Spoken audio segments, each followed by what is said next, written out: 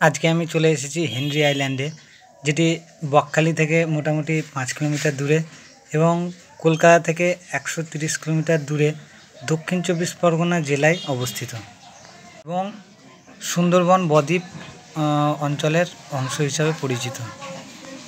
এই হেনরি আইল্যান্ডে রয়েছে ম্যানগ্রোভ অরণ্য, সাথে সি বিচ, প্রাকৃতিক সৌন্দর্যে ভরপুর। যারা প্রকৃতিকে ভালোবাসো তাদের জন্য স্বর্গ বলতে পারো। তোমরা দেখতে পাচ্ছ দুই পাশে ম্যানগ্রোভ উদ্ভিদ আর মাঝ দিয়ে রাস্তা, মাঝে আবার একটা কাঠের ব্রিজও রয়েছে। তোমরা জানো ম্যানগ্রোভ উদ্ভিদের শ্বাসমূল ও ঠেসমূল দেখা যায়, কারণ এখানকার মাটিতে লবণের পরিমাণ খুব বেশি থাকে এবং মাটি খুব নরম হয়।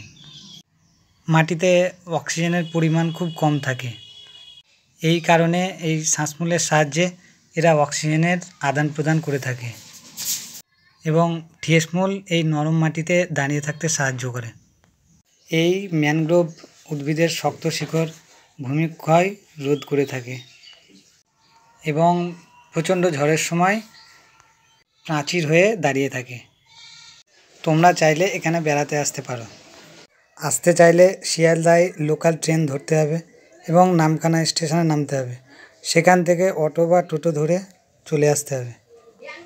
এছাড়াও এখানে দেখার মতো আছে বকখালি সি বিচ, যেখানে স্নান করতে পারবে, কার্গিল সি বিচ, যেখান থেকে সূর্যাস্ত দেখতে পাবে, এবং ফ্রেজারগঞ্জ, যেখানে পড়ে রয়েছে ফ্রেজার সাহেবের ভাঙা বাড়ি। দেখতে পাচ্ছ সমুদ্র, ওপরে নীল আকাশ, কি সুন্দর দেখাচ্ছে।